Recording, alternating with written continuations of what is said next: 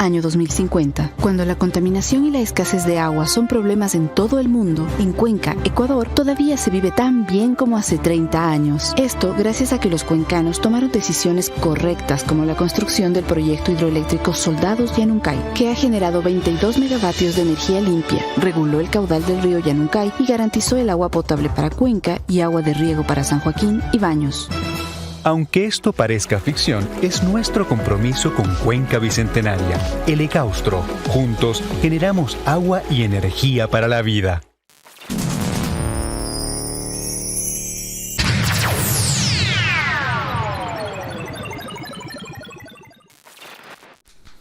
Muy buenos días, amigas, bienvenidos a Voces Azuayas en este día viernes 4 de junio. En esta mañana voy a tener que lamentar la ausencia en la conducción de Fernando Vega, que tiene algunos asuntos de orden personal y que no nos va a acompañar. Pero bueno, adelante con el programa. Nosotros hemos invitado en esta mañana al doctor Diego Delgado Jara, conocido muchísimo en el país y mucho más aquí en su ciudad natal. El doctor Diego Delgado, como ustedes conocen, fue concejal de la ciudad de Cuenca, fue legislador, fue un académico de muchísimos años, jubilado justamente en la academia, un escritor prolífico, un político coherente y consecuente, un analista político reconocido nacional e internacionalmente. Con él vamos a tratar de dilucidar un poco qué es lo que está pasando en la situación de la conmoción social en Colombia, a un país vecino que nos tiene muy preocupados por su situación. Lleva mucho más de un mes en un conflicto que no se avisora soluciones concretas. Colombia se ha mantenido con una violencia inusitada y armada desde hace más de un medio siglo, bajo los mismos ideales, soñando en justicia y transformación. Por un lado, ha habido la posibilidad de que la guerrilla, que se instauró luego del proceso de la muerte de Gaitán, esa injusta muerte, se reivindique y se encuentre una sociedad más justa, pero esto no ha sido posible ir alcanzando en la ciudad, en todo el país, el Estado.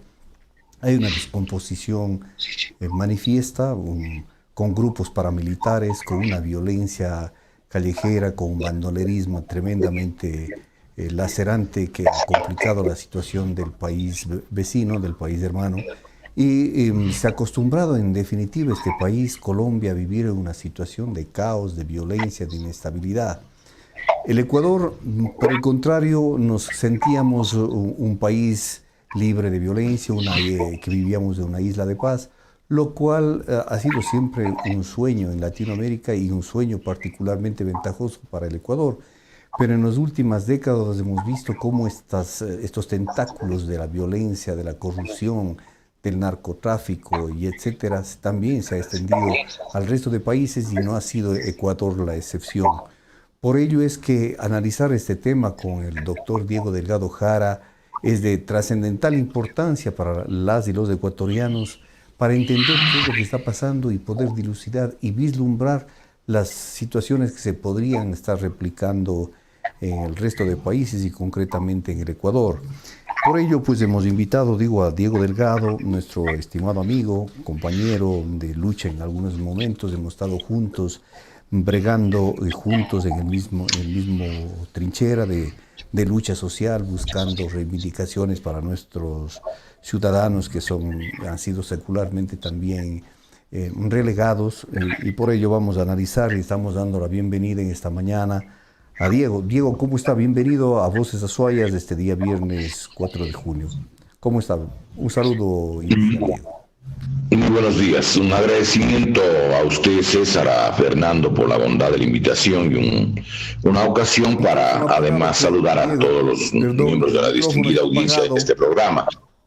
Yo quisiera pues agradecer y estar listo a responder las inquietudes que ustedes formulen. A la orden.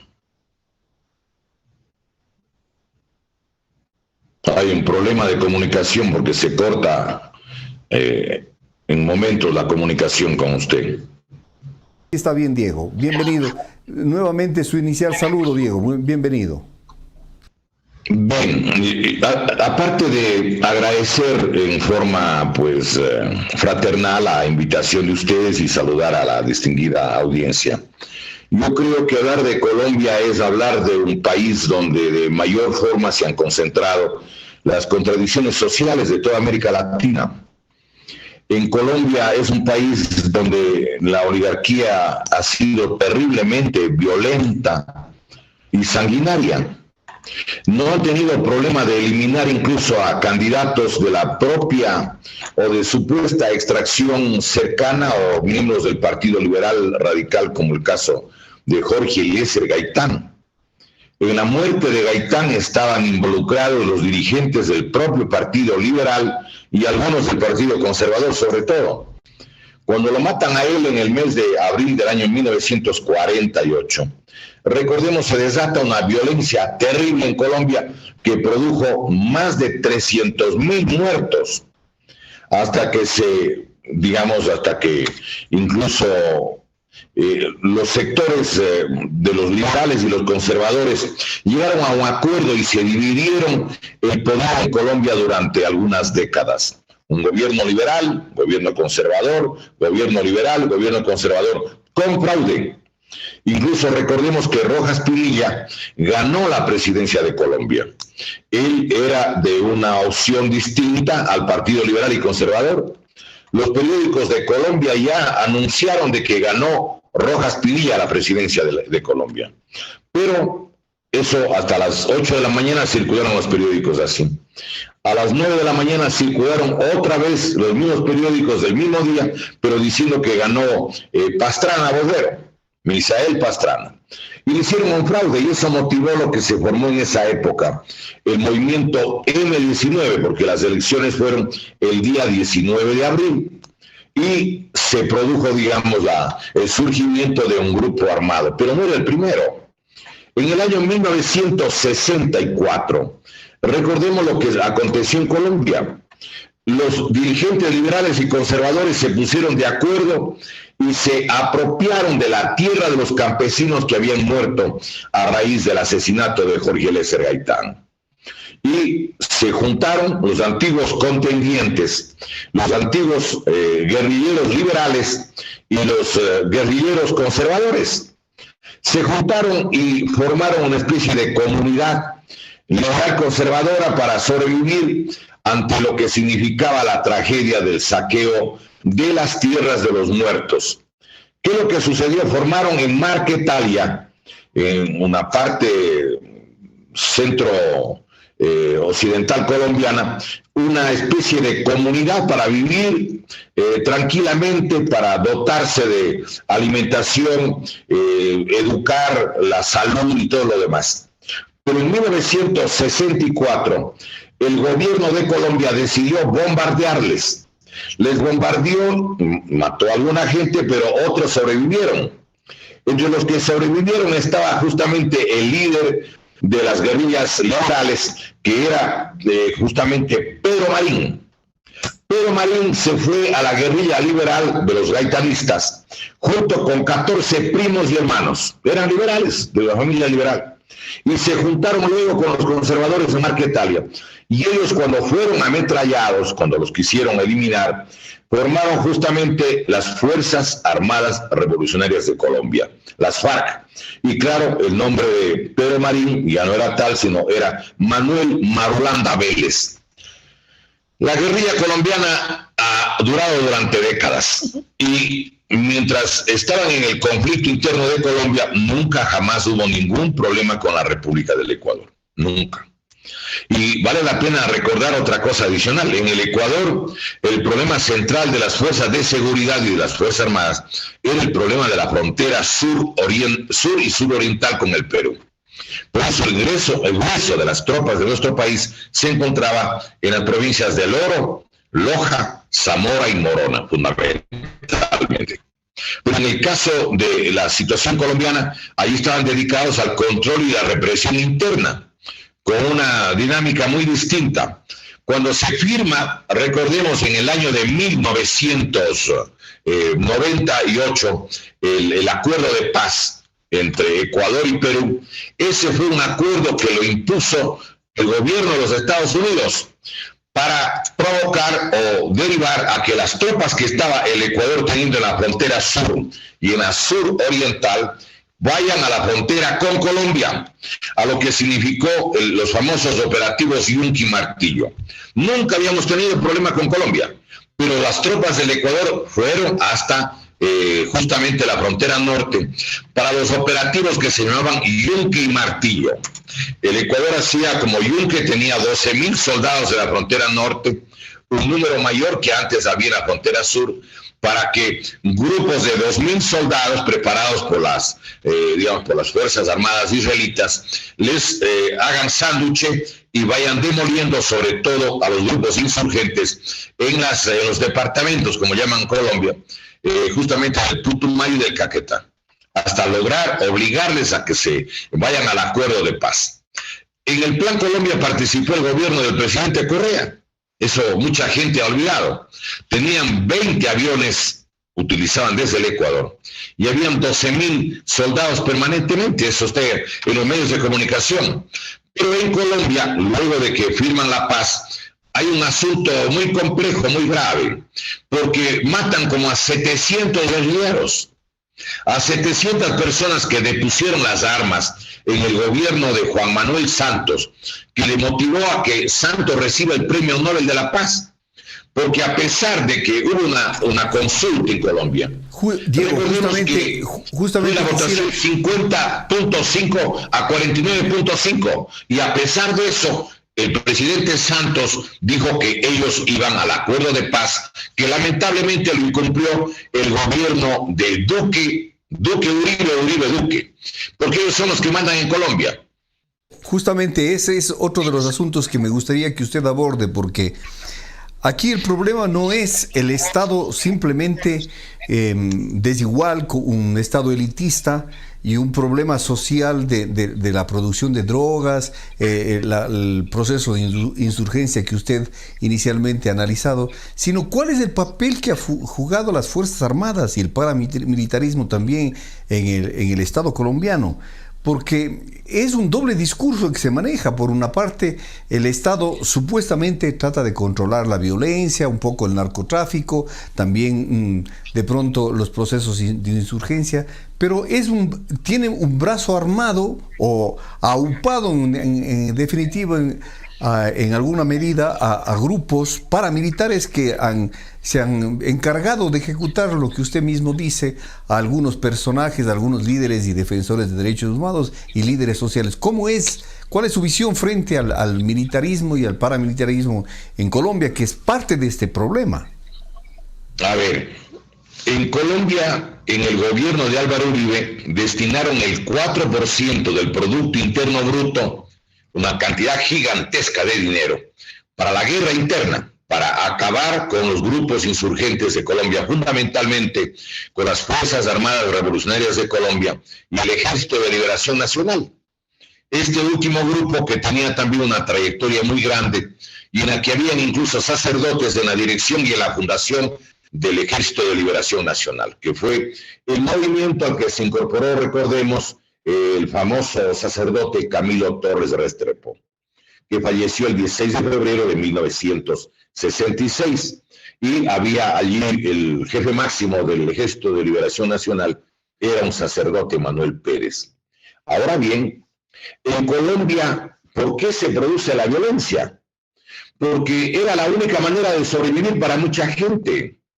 Es la represión más terrible, pienso yo, de las que ha sido permanente en América Latina hasta en Colombia. El propio Parlamento colombiano y los organismos de derechos humanos de Colombia reconocen que existen más de 6.440 casos de lo que llaman los falsos positivos. El gobierno colombiano decidió reconocer una cantidad de dinero por cada guerrillero muerto o por cada hombre levantado en armas en Colombia. ¿Qué es lo que hicieron? Empezaron a ejecutar campesinos para cobrar esa cantidad de plata. $3,000, $5,000 por cabeza. Entonces, luego hacen la reconstrucción, establecen las cantidades y miran que hay más de 6,440 inocentes a los que les vestían, les ponían los atuendos que querían y tomaban fotografías y luego cobraban la plata. Una cosa monstruosa. Es el famoso escándalo de los falsos positivos que hay en Colombia, primero. Segundo, es evidente que ahí en Colombia hay un factor que gravita enormemente en su economía, y no creo que solo en Colombia, también me parece que en Ecuador y otros países más. Es el problema de la economía que tiene el narcotráfico, pero sobre todo empezó en Colombia. Estados Unidos tiene 7 bases militares en Colombia, 7, no una, 7. Y teniendo 7 bases militares, es el primer país productor y comercializador, por ejemplo, de droga como la cocaína, o la cocaína que llaman otros. Recordemos que esta cantidad gigantesca de hectáreas no la han podido eliminar, y es que es casi imposible que eliminen, porque todos los sectores políticos están de alguna manera vinculados a esta actividad o recibirían recursos. Hay un libro que se llama La biografía no autorizada de Álvaro Uribe Vélez. Álvaro Uribe Vélez era el director nacional de, aéreo, de la aviación civil de Colombia. Y recordemos, hay una biografía que presenta una de sus, de las novias, de las compañeras de Escobar Uribe, así se llamaba justamente el famoso narcotraficante. El caso de Escobar, y cuenta a su novia que el encargado de autorizar los vuelos de las cosas que hacía Escobar, ¿sí?, era justamente el director de aviación, que era el señor Álvaro Uribe. Está en el libro, pero, y también está en el otro texto, que es la biografía no autorizada de Álvaro Uribe. Es más, se habían conseguido el listado de las personas que estaban vinculadas con esta actividad. Y en el puesto 82 aparece Álvaro Uribe. Entonces, no es cierto de que aquí en Colombia están luchando contra el narcotráfico, es mentira. Y en el Ecuador es mentira. Y en los Estados Unidos es mentira. Mire, dio un informe el jefe de la DEA, perdón. Aquel argumento de que los tentáculos del narcotráfico llegaron al Ecuador porque se sacó la base de Manta no es justificado. Porque desde la lógica que usted dice que al existir tantas bases norteamericanas en Colombia, de hecho no han podido controlar el narcotráfico. Y el argumento de que al eliminarse esta, que era la única acá, tampoco sería valedero. A ver, hay una mentira que hacen y dicen que el presidente Correa le mandó sacando a la base de Manta. La base de Manta se fue a finales del año 2009, porque se firmó el convenio de la base de Manta a finales del año 1999, cuando era presidente Yamil Mahawadbit. Quiero recordar que debían estar 10 años, y a los 10 años se fueron. El presidente Correa estuvo todo el año 2007 en el poder, el 2008 en el poder, el 2009 en el poder, y quiero recordar que nunca él pidió que se vaya a la base de Manta. La base de Manta se fue porque había un acuerdo firmado en abril del año 2005 entre Álvaro Uribe, que era el presidente de Colombia a la fecha, con el señor John Negroponte, el secretario de Estado del gobierno norteamericano, donde plantea que una vez que concluya la presencia de la base de Manta, que no estaba dedicada a la lucha contra el narcotráfico, no es cierto. Los aviones AWAC, AWAC, son aviones que hacen una especie de prospección al milímetro en un radio de 1,000 kilómetros a la redonda. Y esa base estaba destinada no tanto al narcotráfico, sino a lo que significa el control y el movimiento de las tropas y los movimientos insurgentes en la parte sur de Colombia. Esa es la realidad.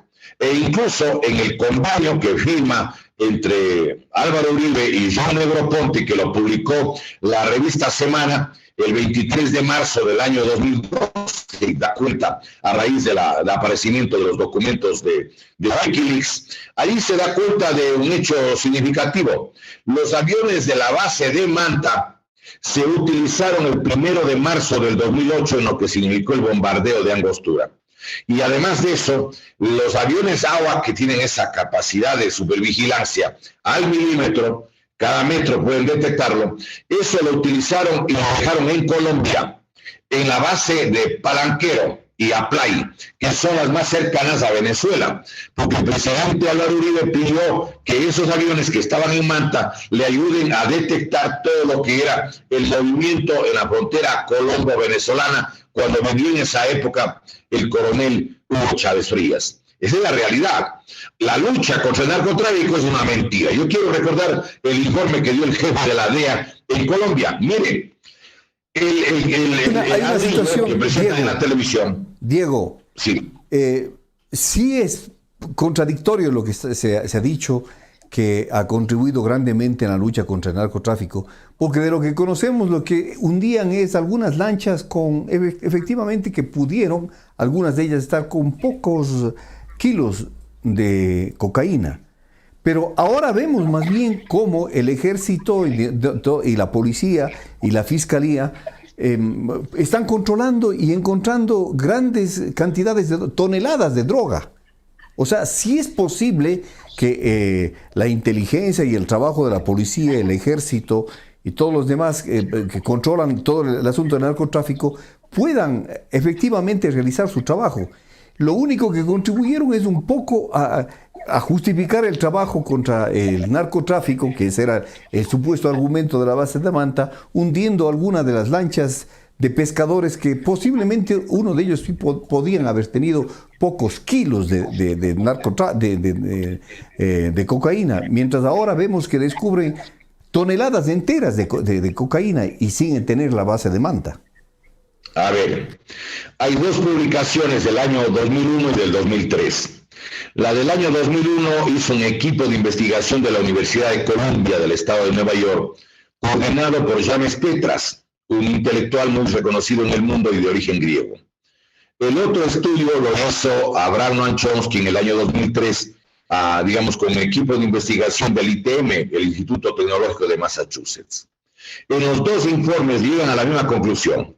Sin el dinero de la droga, la banca norteamericana tendría problemas muy serios y hasta podría quebrar. Eran más de $1.000 millones que llegaban a inicios de este siglo, del año 2001 y 2003, que hicieron esa investigación. Y ellos van demostrando cosas como las siguientes. Por ejemplo, miren, le hacía relación al dato que da el director de la DEA en Colombia. Y ahí dice, es casi imposible controlar porque el poder económico de esta actividad es tan terrible que es incomparable incluso al de las mafias que había en los Estados Unidos en la década del 20 del siglo anterior. Demos los datos que dio el director de la DEA en Colombia. Un ladrillo de los que presentan en la televisión en los informativos cuesta $1.000 en Sucumbíos, en la parte del Ecuador, y cuesta $1.000 en el Putumayo y Caquetá, en Colombia. Por eso mismo cuesta $4.000, lo que cuesta 1.000 en Sucumbíos, en Santo Domingo de los Áchilas, o en Cali, 4.000. 5.000 puesto en Guayaquil y 5.000 puesto en Manta, en el Ecuador. Y 5.000 en cambio puesto en Barranquilla, en Santa Marta o en alguno de los puertos colombianos.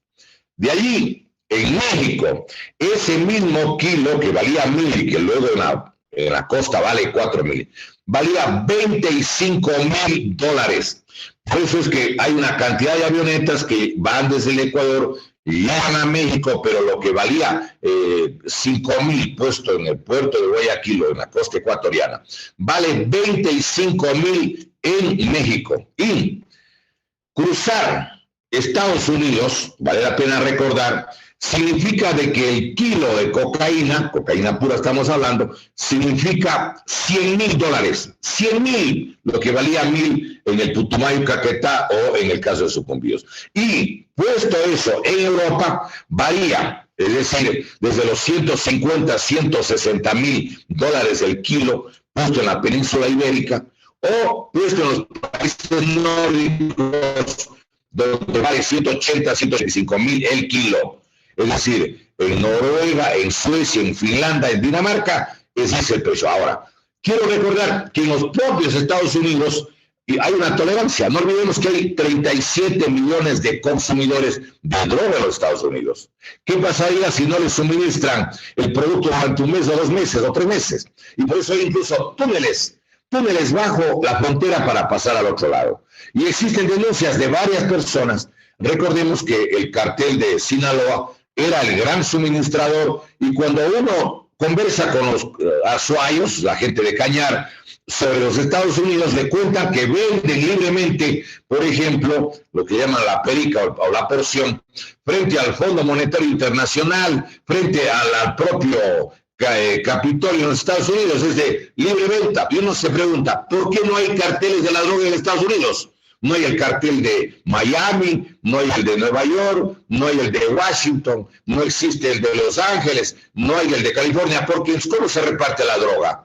Porque es una actividad consentida. O alguien piensa que la droga llegará como el maná, o llegará, digamos, a través de los tifones y huracanes en determinada época del año. No es así. Hacer un corte, Diego, vamos a hacer un corte comercial y luego regresamos y nuevamente vamos a retomar el asunto ahora del problema, sí, cómo se germinó, cómo se dio todo este problema social de este último mes en Colombia.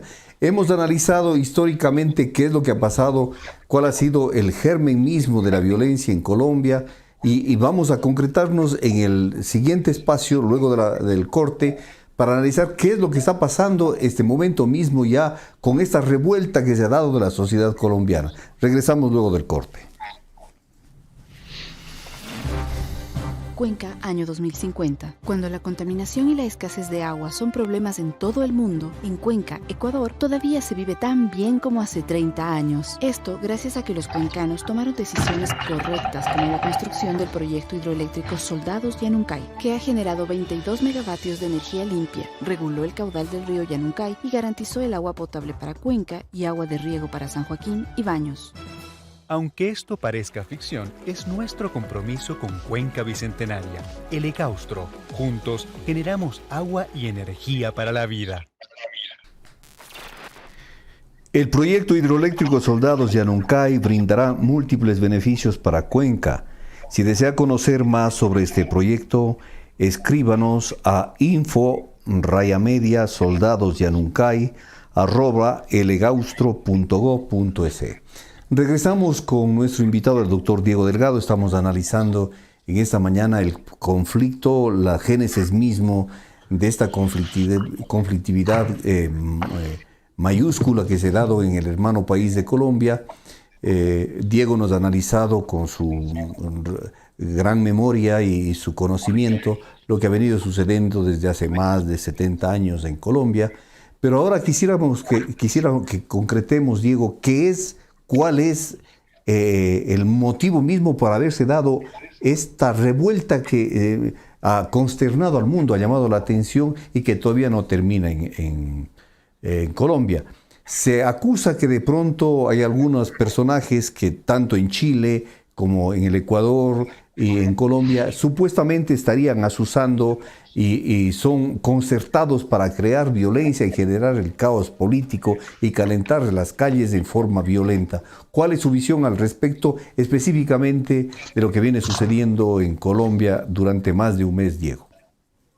A ver, la situación de Colombia obedece a 2 factores, pienso yo. Uno es la enorme pobreza que hay en Colombia. Colombia es uno de los países más ricos del mundo, igual que Venezuela o el Ecuador. Es decir, cuando uno va y visita o conoce Colombia, que es muy parecido al Ecuador en muchísimas cosas, en su riqueza, en su flora, su fauna, el agua, lo que tiene igualmente Venezuela. Uno se queda impresionado de que países tan ricos como el propio Ecuador tenga gente tan pobre. Los datos de Colombia son conmovedores. En Colombia, de los 48 millones de habitantes, 21 millones comen una vez al día. Una vez al día. Es decir, la situación de pobreza es tan grande en Colombia que, puesto encima de eso las medidas últimas que toma el presidente Duque con el ministro Carrasquilla para sacar dinero para efectos de cumplir las obligaciones de los montos de pago de las deudas y los créditos con el Fondo Monetario del Banco Mundial, desencadena una reacción gigantesca. ¿Por qué? Porque hay muchos sectores que están involucrados y que son víctimas de un verdadero saqueo institucionalizado. Los camioneros de Colombia se juntan a la pelea, por ejemplo, y que son los que tienen la posibilidad de movilizar la producción, porque están en contra de las formas del cobro del peaje y del pontazgo en cantidades tan grandes y además de manera pues absolutamente inflexible, que ellos están exigiendo que se acabe el peaje y el pontazgo. Lo que están queriendo aplicar aquí en el Ecuador, ojo. Y además de eso, recordemos que las condiciones de la pandemia también han agravado las condiciones de vida del pueblo colombiano. No es como quieren hacer creer de que aquí en Colombia está la mano del señor Maduro, no es cierto. La verdadera razón es la pobreza que han provocado en cada país. Yo me pregunto, ¿qué tiene que ver el señor Maduro, por ejemplo, con lo que pasa en Chile? Si es la política de la oligarquía chilena y del señor Piñera, y de quienes fueron parte de la concertación también, que tienen alguna corresponsabilidad. ¿Qué tiene que ver, por ejemplo, Maduro con la política del peronismo? La política del saqueo de Argentina establecido con Carlos Saúl Menem, con el señor Nelson Kirchner, con la señora Cristina Fernández de Kirchner o con Alberto Fernández. Son políticas de hambriamiento y de destrucción del aparato productivo en los países de América Latina. Igual, ¿qué es lo que hizo Fujimori? ¿Cuál es la política que tuvo Kuczynski? Si el hecho de que haya un finalista que ha encabezado como el profesor Pablo Castillo no es gratuito, pues es las condiciones de vida terribles en las que vive la gente. Y además quieren hacer creer que esto es obra de la oligarquía. No dice que ellos tienen la culpa, no. Ellos dicen, es la influencia internacional. Mentira. Yo pienso que incluso el Ecuador mismo tiene que mirar lo que está pasando. En el Ecuador hay condiciones muy parecidas a las de Colombia. Es decir... Al respecto también, porque se ha acusado y se ha dicho por algunos sectores y también la prensa oficial, digamos, los más media en Colombia, que detrás de esto también estaría personajes, como se ha dicho acá en su momento el señor que se encuentra en Bélgica, que también el señor Gustavo Petro, específicamente en Cali, tendría algún tipo de responsabilidad o estaría detrás de estos movimientos de violencia. ¿Cuál es su opinión? ¿Cómo ve? ¿Es una realidad o es una ficción que se ha creado al respecto de este problema en Colombia? Muy bien. Y yo pienso que son políticas globales. En Francia, al igual que en el Ecuador en octubre del 2019, y al igual que lo que pasa en Chile y lo que está pasando en Colombia, hay una política de represión brutal y desmedida. Por ejemplo, entiendo que en Cali se ha llevado como a 250 personas de sus casas. Las fuerzas de seguridad les han secuestrado. Habrá que esperar para ver si es que les devuelven vivos o no. Entonces la gente está enardecida. Mire, hay información que nunca apareció en la prensa del Ecuador en el mes de octubre del año 2019, de lo que pasó en el Ecuador. Mire esto. Esta es una denuncia que se hizo por parte de un grupo de abogados que se llama Abogados por la Patria. Se le entregó al presidente de la Asamblea, César Litardo Caicedo. En el año 2019, óigame, en octubre, en el Ecuador se dispararon escopetas de perdigones. Aquí están las fotos, miren. Es decir, iban vaciando uno o dos ojos. ¿Cómo es posible que esto sucedió? Y mire, estas son las fotos. Aquí está la foto de una campesina. ¿Por qué utilizan escopetas de perdigones? Nunca, yo recuerdo, estamos a 50 años en la lucha social, hemos visto que utilicen escopetas de perdigones para dejar a la gente sin vista. Vea, esto no publicaron nunca, ningún periódico, ningún canal de televisión, y en Colombia están también haciendo lo mismo. Y en Chile es peor. En Chile provocaron en 20 días, en Chile, recuerde usted la cantidad, aquí está la información internacional, mire, 285 personas que perdieron un ojo, y todos con carabina. Entonces se pregunta, ¿por qué están utilizando carabinas en las marchas ahora en el mundo entero, al igual que utilizaron en Francia? Y contra los chalecos amarillos, es una gravísima violación a los derechos humanos esto. ¿Y por qué nadie averigua?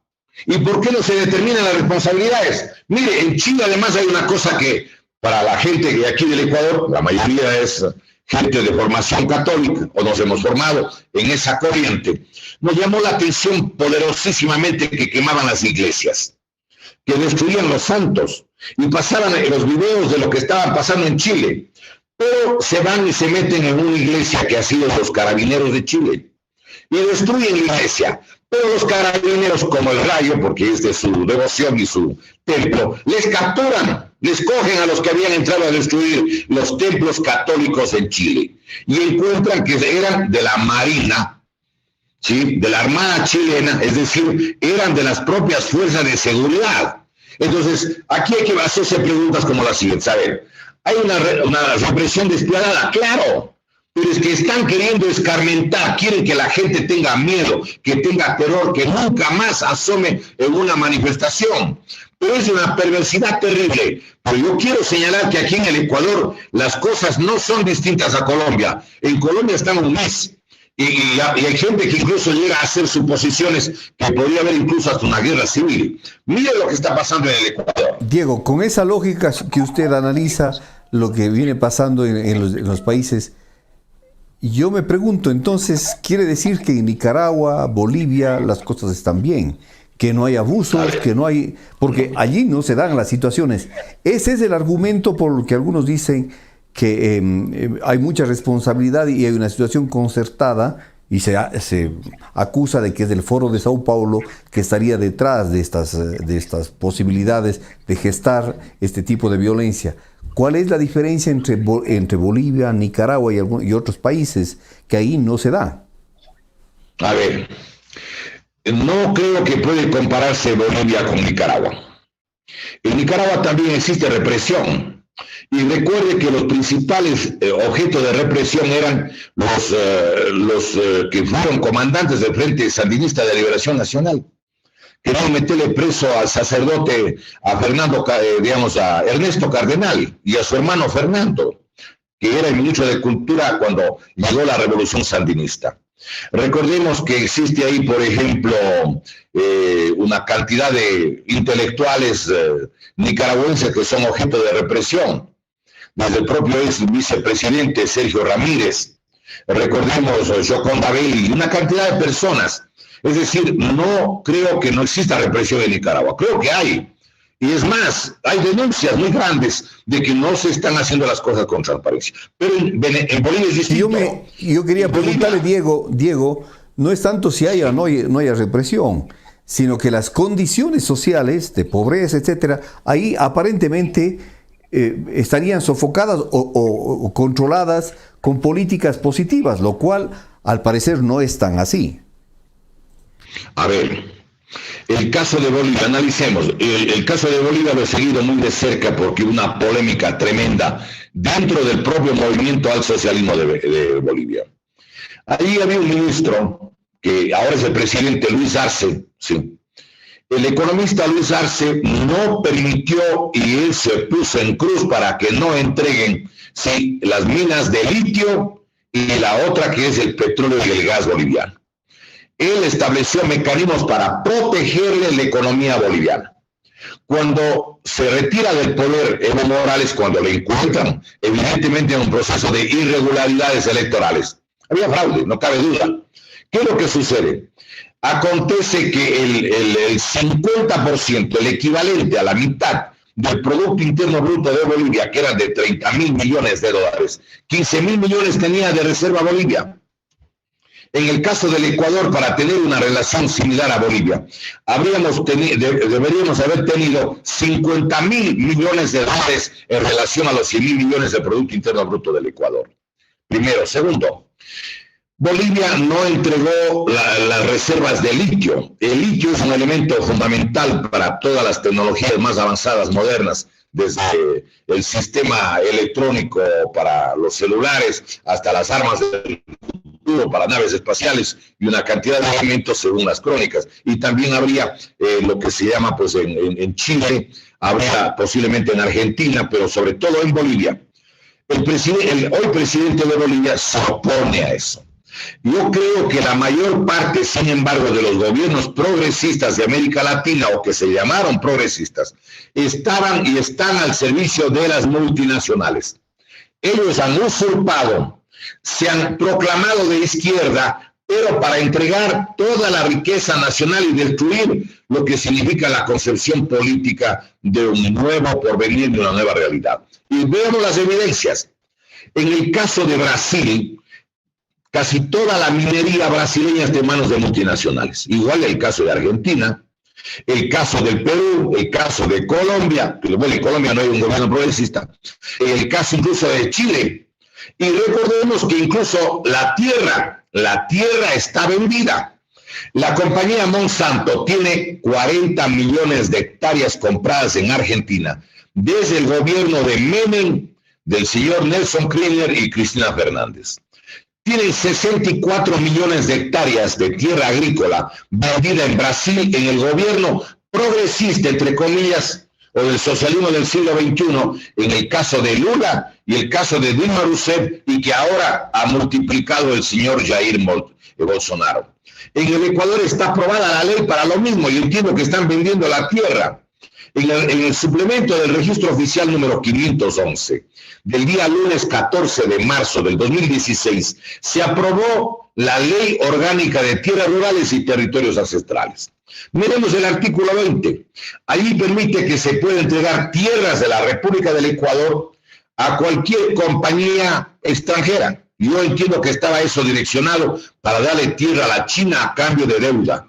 Y en el tercer inciso permite en cambio que vayan a compañías multinacionales privadas. Perdón. Sí. Al tema específico de Colombia, ¿cuál es la responsabilidad o su metida de mano de pronto de Gustavo Petro, por un lado, que se le acusa de que él también estaría en Cali detrás de estas revueltas en Colombia, y por otro lado, cuál es la responsabilidad de Álvaro Uribe, que dice ser el mentor en definitiva, el que está detrás de las políticas de Duque?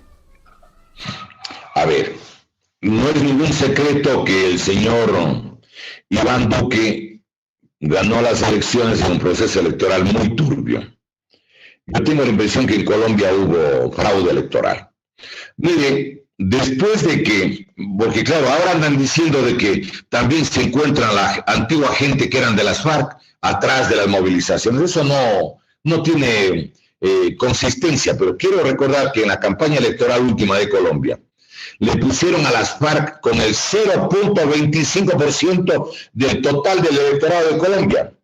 Cuando hubo el acuerdo de paz, fue entre 50.5 que estaban por el no, que era la campaña de Uribe, y el 49.5 de los que eran partidarios de que se acaben todas las guerras, que se respete, que hayan los juicios, que respondan los que han cometido crímenes, los que han robado, los que han cometido cualquier atropello. Muy bien.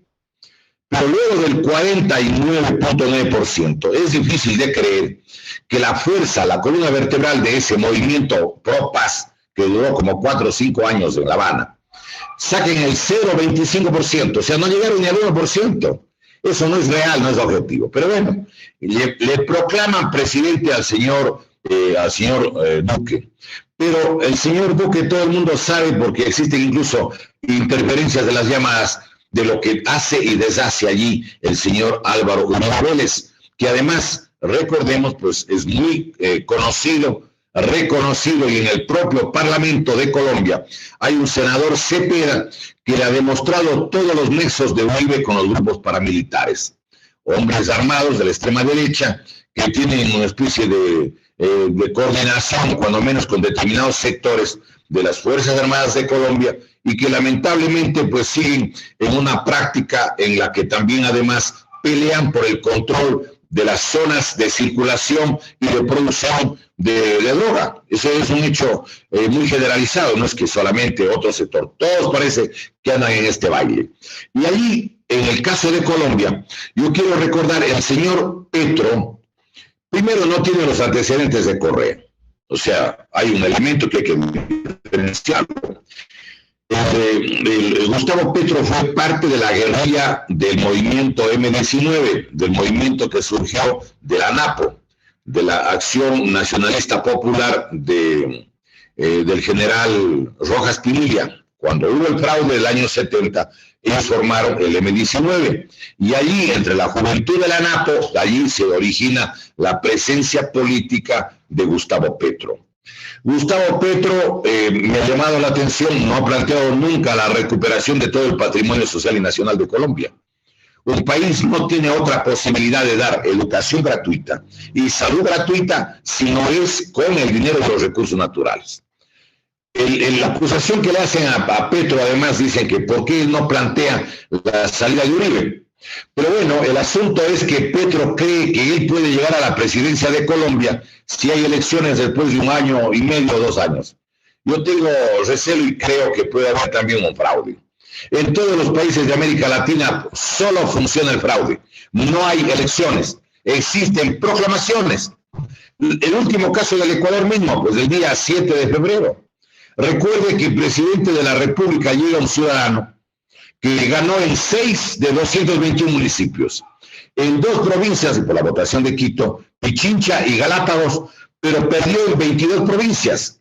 El candidato que ganó en 13 de 24 provincias, Pachacuti, Yacu, recordemos, ganan en 13 de 24, no es finalista. Ganaron en 99 de 221 cantones, tampoco es finalista, cuando estaban contabilizados el 98% de la votación nacional. Recordemos, él era finalista, pero luego deciden sacarlo, prohíben, porque la ley se autoriza, pero el Consejo Nacional Electoral, propiedad de Correa, propiedad de Nebot, y con la presencia de Lazo y el auspicio de el señor Lenín Moreno, deciden, por ejemplo, no abrir las urnas, luego de un compromiso formal para hacerlo. Y no abren ni una de 39,000 urnas.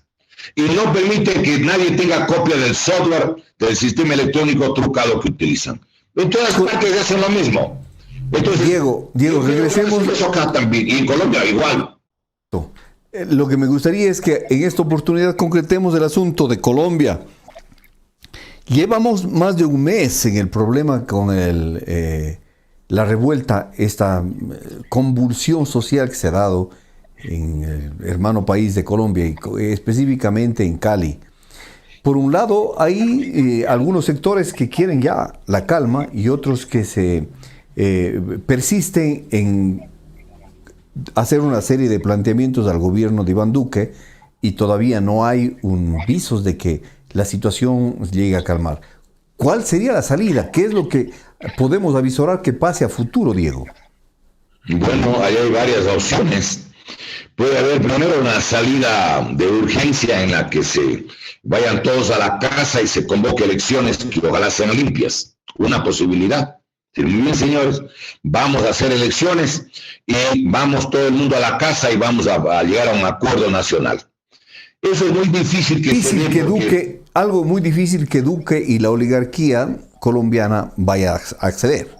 Algo improbable. Esto sería una salida salomónica en alguna medida, pero creo que eso no se puede dar. El señor Uribe, el señor Duque, esa situación creo que de hecho no van a tener como una de las posibilidades de salida. A ver, como posibilidad, esa es una que desmovilizaría a la gente, ¿no? Muy bien, como en Chile, anunciaron en Chile que va a haber el proceso electoral de la Asamblea Constituyente, la primera desde la época de Pinochet, cuando dejaron amarrando Chile, y entonces la gente se apaciguó, dijeron, muy bien, vamos al proceso electoral, pero el proceso electoral significaba el triunfo de la oposición, pues. En Colombia, yo coincido con usted, no van a querer ni Duque, ni Uribe, ni la oligarquía colombiana, porque pierden largo si hay proceso electoral y si hay proceso electoral limpio, que es otra cosa. 1, 2. La otra posibilidad es que van armando un sistema de represión una especie de dictadura medio hitleriana. Están con mecanismos de represión y violación de derechos humanos terriblemente graves, y eso también enardece a la gente. La gente no va a dejar de movilizarse mientras haya una represión tan grande. Hay una declaración de allí de uno de los dirigentes del gobierno del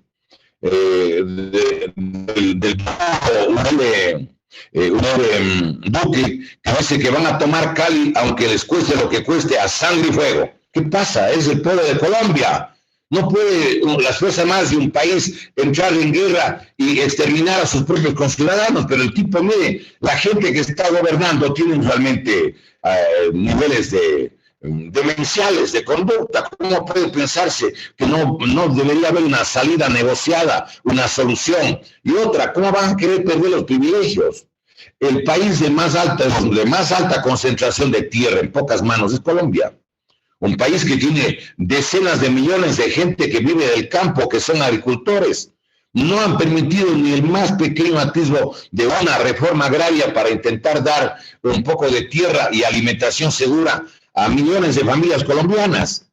¿Cuál es Diego, por otro lado, Diego, también haciendo de abogado del diablo, veremos que, y hemos asistido pues a través de los diferentes medios de comunicación y también de las redes sociales, que existen dentro de este caos, de esta hartazgo que se ha dado en la sociedad colombiana, grupos vandálicos y de saqueadores que están también haciendo su agosto dentro de esta convulsión.